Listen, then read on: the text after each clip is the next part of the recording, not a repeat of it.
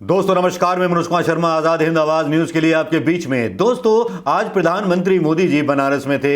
आज एक शेर अचानक से याद आया। वो आए बनारस गंगा किनारे, कभी हम उनको कभी शमशान देखते थे। कुछ इसी तरह से ट्रोल हो गए प्रधानमंत्री मोदी जी सोशल मीडिया पर बनारस जाने के बाद। हालांकि उन्होंने आज कई घोषणाएं वहां की, करोड़ों हजारों करोड़ रुपए की कई योजनाओं का लोकार्पण उन्होंने किया, लेकिन सवाल तो उनसे पूछे जाने थे और सोशल मीडिया पर लोग शमशान घाट की भूमि के वो नज़ारे डालने लगे जो कोविड के दौरान लोगों की मौत हुई थी।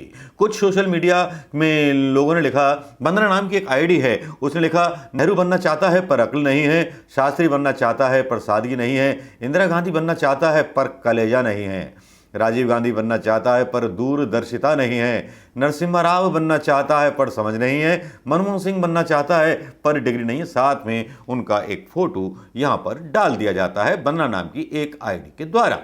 तो सीधे सीधे लोग उस पर तंज और मजे लेने लगते हैं प्रधानमंत्री मोदी जी के। प्रधानमंत्री मोदी जी की इस तरह से मजाक उड़ाने की जरूरत क्या आन पड़ी?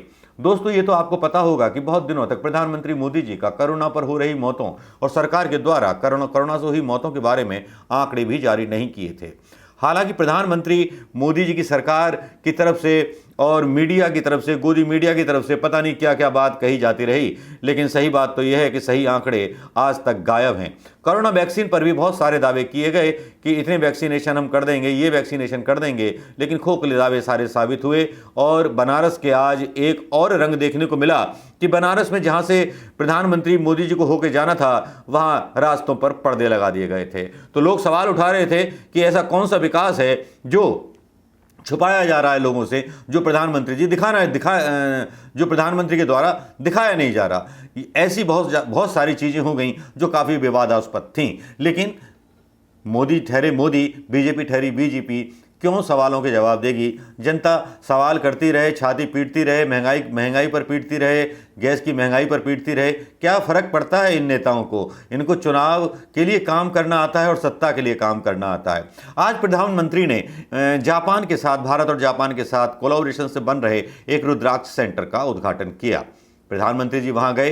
कहने वाले पत्रकार यहां कह रहे थे कि प्रधानमंत्री जी का यह काम जो था वक्त से पहले पूरा हो गया, लेकिन मेरे दिमाग में एक सवाल आ रहा था, वो बार बार मेरे दिमाग को परेशान कर रहा था। मुझ जैसे पता नहीं हजारों लाखों देशवासियों के दिमाग में वो सवाल खलबला रहा था। वो पूछ रहा था कि प्रधानमंत्री मोदी जी जापान के सहयोग से एक रेल सेवा शुरू करने वाले थे, जिसका नाम दिया था उन्होंने बुलेट ट्रेन शुरू होने वाली थी हिंदुस्तान में अहमदाबाद और बॉम्बे के बीच में। लेकिन वो बुलेट ट्रेन का प्रोजेक्ट पता नहीं कहां अटक गया, कहां डूब गया, और जापान ने एंड टाइम पर क्यों हाथ खींच लिए? क्योंकि जापान से कर्ज लिया जाना था हिंदुस्तान के द्वारा, लेकिन एंड टाइम पर जापान ने उस बुलेट ट्रेन की परियोजना से हाथ खींच लिए। जब रुद्राक्ष सेंटर का वो उद्घाटन कर रहे थे, तब उन्होंने पूर्व प्रधानमंत्री जापान के शिंजो आबे का हवाला देते हुए कहा कि वो मेरे पुराने मित्र थे, लेकिन उन्हीं की वजह से आज रुद्राक्ष सेंटर की ये नींव रखी गई। लेकिन साहब, बुलेट ट्रेन भी एक सपना था और ये चुनावी वादा भी था। चुनावी वादा कहें, ये एक वादा भी था। देश को विकास का सपना दिखाते हुए भारतीय जनता पार्टी के वर्तमान प्रधानमंत्री नरेंद्र मोदी ने तब चुनावी रैलियों में बुलेट ट्रेन के बारे में कहा था, बड़े बड़े दावे किए थे कि रोजगार जनरेट होंगे, सब कुछ होगा। लेकिन बुलेट ट्रेन कहीं गायब हो गई, पता नहीं कौन से धुएं में गायब हो गई या जुमलों में गायब हो गई। बुलेट ट्रेन का भी जुमला निकला, ठीक उस जुमले की तरह जो 15 लाख का जुमला बोला गया। मैंने भी एक क्वेश्चन पूछ लिया कि सारी बातें छोड़िए, जापान के सहयोग से आने वाली बुलेट ट्रेन कहाँ है? पार्क वार्क का हम क्या करेंगे कि रुद्राक्ष का पार्क बना लिया, कुछ बना लिया। लेकिन आप तो विकसित एक भारत का सपना लेकर के आए थे। लेकिन आज के समय में आपने कोरोना महामारी में कभी आप बात करते थे कि अमेरिका के लोग भारत का वीसा मांगा करेंगे और अमेरिका में लोग आया करेंगे और भारत सबसे बड़ी नौकरी देगा लोगों को। लेकिन आज उसी हिंदुस्तान की जनता को आपने 5 किलो राशन के लिए लाइन में लगा दिया हिंदुस्तान की राशन की दुकानों के आगे। कभी आप कहते थे कि चप्पल वाले सफर करेंगे हवाई जहाज में, लेकिन अभी तो आपने मोटरसाइकिल तक पर बैठना मुश्किल कर दिया, उसकी सवारी मुश्किल हो गई क्योंकि पेट्रोल इतना महंगा हो गया। लेकिन मीडिया का क्या है? मीडिया इन सवालों की चर्चा कभी नहीं करेगा। प्रधानमंत्री मोदी जी अपनी भी कुछ बातें करते रहे, बड़े बड़े दावे, बड़ी बड़ी बातें अपने तरीके से कहते रहे।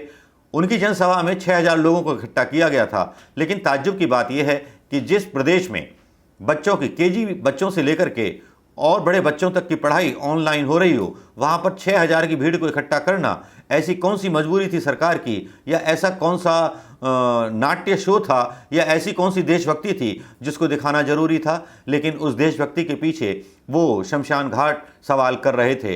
गंगा की धरती वो पुकार कर बार बार कह रही थी अपने पुत्र मोदी के लिए, बेटे आ देख मेरे सीने में कितने जख्म हैं, उन जख्मों से बहते हुए नासूर को देख जिसमें से उन लोगों की चीखें मवाद की तरह निकल रही हैं, जिन लोगों के परिवारजन मेरे किनारे दफन हैं। उनके चीखों के मवादों को तो साफ कर जाते, उन शमशान घाटों को तो देख जाते जिन शमशान घाटों में कुत्ते जो था उन मुर्दा लाशों को खींच रहे थे। ऐसी बद इंतजामी जो दिखाई और ऐसी बेशर्मी सरकार के द्वारा दिखाई गई जो वाकई में अभूतपूर्व थी। अदानी के एक मंत्री के द्वारा बयान दिलवाया गया पीछे कि योगी जी को हमें उधार दे दो। एक बेशर्मी की बड़ी हद हो गई। अगर इतने पढ़े लिखे और इतने ज़्यादा क्वालिफाइड हैं योगी जी, तो भारत में क्या कर रहे हैं? नासा वासा में चले जाना चाहिए इनको, और योगी जी को मोदी जी को भी साथ ले जाना चाहिए, जो इतनी बड़ी बड़ी बातें करते थे, सब कुछ करते थे। लेकिन दोस्तों, कुल मिला के लब्बो लुआब मैं यही कहूँगा कि प्रधानमंत्री मोदी जी की जितनी इमेज ख़राब हुई है और जिस तरह से एक उनकी मतलब एक जो इमेज बनाई गई थी विश्व गुरु की, उसको इतना बड़ा धक्का पहुंचा है कि देश से लेकर के विदेशों तक में डंका बज गया है। कोई उपक्रम साबित नहीं बचा है। सिंधिया पर भी चुटकी ले लेते हैं लोग कि सिंधिया को उड्डयन मंत्रालय दिया गया है, वो मंत्रालय दिया गया है जिसको मोदी जी पहले से बेच चुके हैं अदानी अंबानी को। अदानी को कैसे मिले हवाई अड्डों के रखरखाव, इस पर मेरी एक सीरीज आने वाली है खुलासे के साथ, देखना मत भूलिएगा दोस्तों। उस पूरी सीरीज एक ही सीरीज होगी, मतलब एक ही एपिसोड होगा, उसमें खुलासा करूंगा कि किस तरह से अदानी ने किसको ब्लैकमेल करके ईडी आईडी का और सरकार का उपयोग करके किस तरह से ये कंपनी को नंबर 1 बनाया, किस तरह से ठगाई हुई। बात कर रहे थे प्रधानमंत्री मोदी जी के बनारस आने की, जहां जिसको क्वेटो बनाने का दावा किया था, वहां की सड़कें भी सही सलामत नहीं हैं, अपराध का ग्राफ बढ़ा हुआ है। भले ही पर्दे लगा करके छुपाने की कोशिश की हो प्रधानमंत्री मोदी जी ने अपनी नाकामयाबी की, या योगी जी ने दिखाया हो कि सबसे अच्छा है बनारस, लेकिन बनारस में चलते हुए तमंचों की आवाज़ें और कुछ दिन पहले पिटते हुए पत्रकार और कुछ दिन पहले महिलाओं के साथ होते हुए रेपों की कहानी भी हमने देखी है। तो ये कैसा क्वेटो बनाया, कैसा देश का विकास किया, मुझे तो पता नहीं।